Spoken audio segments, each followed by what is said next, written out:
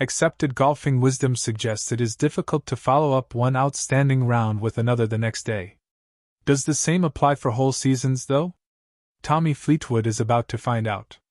The 34-year-old Englishman enjoyed the most remarkable year of his career to date in 2026. It included a maiden win in the United States, and one in India too. He had 11 top 10 finishes around the world and was the star of Europe's away Ryder Cup win. By the time he packed his clubs away after the DP World Tour Championship in November, he was up to number 3 in the world and very good value for it. Ahead of him now are just Scottie Scheffler and Rory McIlroy. Just is doing a lot of heavy lifting in that sentence. Fleetwood modestly acknowledged he is happy to be mentioned as competing with a couple of golf's all-time greats. Picking a path to get past them is going to be the tricky bit.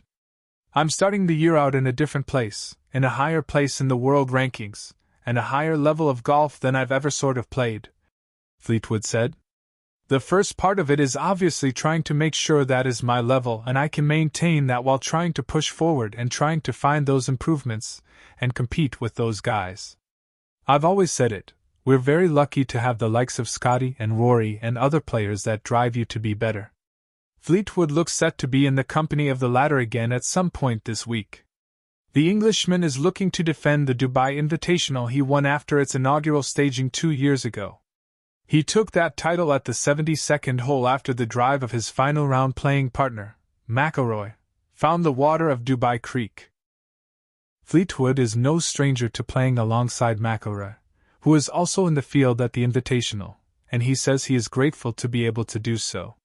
They, Scheffler and McIlroy, are unbelievable golfers. I really do think they already are greats, but they're definitely going to go down as that, Fleetwood said. We don't know how great they're going to end up at the end of their careers. But to have two of the greats of all time to chase, to just watch and learn from, then compete against as well and see what you can do against them, I think we're all very, very lucky. I'm looking forward to whatever opportunities come my way in terms of where I can get to and how often I can try and take those guys on. Despite living in Dubai, Fleetwood has not played at the Creek Golf and Yacht Club since winning the first Invitational there in 2024. Time spent on any course has been minimal since he finished in a tie for third at the season-ending Tour Championship at Jumeirah Golf Estates. His off-season included family time in the UK and Dubai, before stepping up practice at the turn of the year.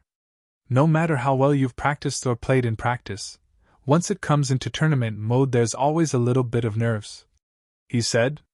You're not quite sure how you're going to play again, and hopefully you can get into a rhythm pretty quickly. If he does have to rely on memory to start with this week, then he at least has some great ones to be going on with. Any time you get to test yourself against one of the greatest of all time is always a lot of fun, Fleetwood said of that win against McIlroy 2 years back. It was a great finish. It was a good reminder that anything can happen, that you just have to stick in. I felt like I had control of the tournament on the back nine, and Rory came through. Tristan Lawrence, who finished tied second with McIlroy, had an amazing round. And things went my way. It was just a reminder of you have to keep going and play until the very wind.